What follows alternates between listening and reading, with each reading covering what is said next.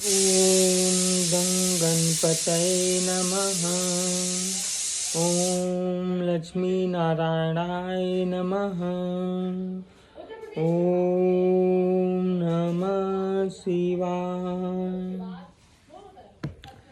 सुप्रभात मित्रों, बहुत ही सुखद और शक्तिपूर्ण महसूस किया जा रहा है मेरे द्वारा, क्योंकि कल ईश्वर की कृपा से हम माता काली देवी के दरबार में यानी दक्षिणेश्वर काली के दरबार में उपस्थित हुए थे। माँ की असीम अनुकंपा थी, जो कि मेरे विचार में था कि हम माँ का दर्शन करें, लेकिन साथ में कुछ आपस में बातचीत और इसके इच्छा के अनुसार हम लोगों का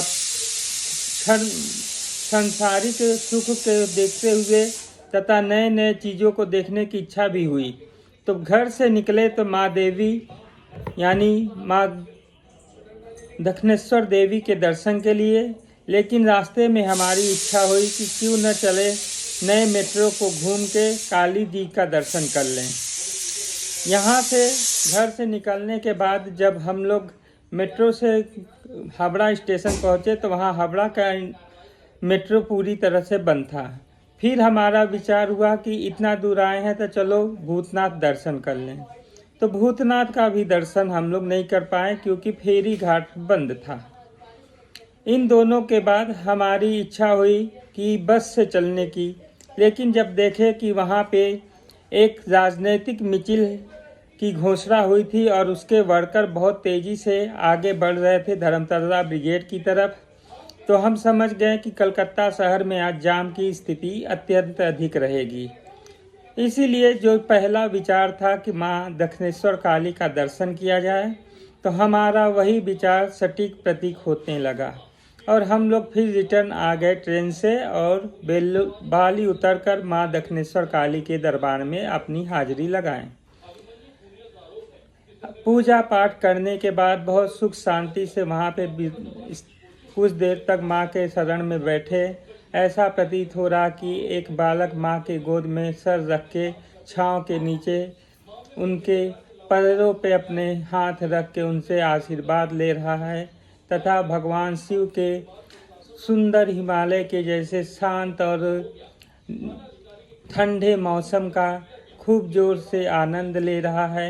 इस तरह अपना इस आनंदपूर्ण दर्शन के उपरांत हम दोनों मेरे साथ मेरी भार्या भी थी, हम दोनों वहाँ से निकले और फिर आके थोड़ा जलपान करने के उपरांत अपने नज़दीक के मित्रों के यहाँ जाने का निश्चय किया और समय के अनुसार सब कार्य पूर्ण होने के बाद हम अपने घर पहुँच गए और पूजा पाठ करके अपना जीवन को फिर से प्रत्येक दिन के दिनचर्या में ढाल दिए। इन समस्त परिस्थितियों में ये देखने को मिला कि किसी भी आम आदमी के जीवन में राजनीतिक पार्टियां कितनी जल्दी कितनी बढ़िया से अपना प्रभाव डाल देती हैं। एक आम आदमी जो कि हमारी तरह बहुत लोग थे जो मेट्रो में गंगा के नीचे यानी हुगली नदी के नीचे से बने मेट्रो के द्वारा कहीं भी जाने की चेष्टा कर रहे थे, वो पूरी तरह संडे को बंद था और साथ में मिचिल की वजह से रास्ते का जाम होना इत्यादि सही भी आम जनता के ऊपर एक तरह से लॉकडाउन या नाकेबंदी की परिस्थिति ला दी थी। इस तरह की परिस्थितियां केवल हमारे बंगाल में ही नहीं अन्यत्र कहीं भी हो जाती है, जब भी कोई राजनीतिक पार्टियां बिना किसी दिशा निर्देश या बिना किसी पूर्व सूचना के अपने मिचिल प्रारंभ कर देते हैं और उनकी ये सूचनाएं बस उनके कार्यकर्ता, उनके क्लबों इत्यादि और उनके कर्मियों को ही पता रहती है। आम जनता को इसके विषय में कोई पता नहीं होती। यहाँ तक कि किसी समाचार पत्र इत्यादि में भी या कहिए किसी बुलेटिन में कभी नहीं दिखाई देता है।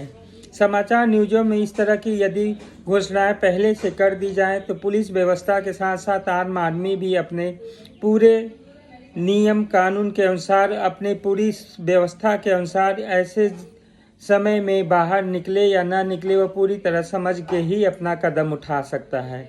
लेकिन जो भी हो, जैसा भी हो, कल का दिन प्रारंभ तो अच्छा नहीं, कुछ अड़चनपूर्ण था, लेकिन उसका जो समापन हुआ वो अत्यंत सुखमय था। इसलिए दुख का उतना प्रभाव नहीं पड़ा जितना कि माँ काली के साथ रहने का अनुभव प्राप्त हुआ और उनका आशीर्वाद अपने सर पे मिला। यही चीज़ हम देख रहे हैं कि हमारी केंद्र सरकार और राज्य सरकारें, जो कि मुर्शिदाबाद, मालदा, संदेश खाली, यहाँ तक कि 1990 में उजड़े हुए, चाहे वो कश्मीर के पंडित हो, किसी को भी कोई पुनः आवास योजना के अंतर्गत उन्हें फिर से सुरक्षित उनके आवास का व्यवस्था नहीं कर पा रही है। सरकारें बहुत सी आई और गई, लेकिन उनकी परिस्थितियों में अभी कितना परिवर्तन हुआ ये देखने की बात है। यहाँ तक कि आम आदमी, ये मुर्शिदाबाद इत्यादि लोकल क्षेत्रों के जितने भी शरणार्थी कैंपों में लोग हैं या वहाँ पे रहने वाले जो हिंदू बहुल कहने के नाम पे हैं, उन हिंदुओं के दुख को कोई नहीं समझ रहा है। सभी पार्टियां जा रही हैं, विचरण कर रही हैं, लेकिन उनके एक छोटे से डिमांड को वो पूरा नहीं कर पा रही हैं। उनका सभी से मुंह खोल के एक ही डिमांड है, वो है कि वहाँ पे बीएसएफ या केंद्रीय वाहिनियों की एक निश्चित कैंप बनाया जाए। अस्थाई नहीं बल्कि पूरी तरह से स्थायी कैंप बनाया जाए, जिससे वो बहुत मुस्लिम बहुल एरिया में शांतिपूर्वक अपना जीवन बिता सकें। और ये कोई बहुत बड़ी मांग नहीं है।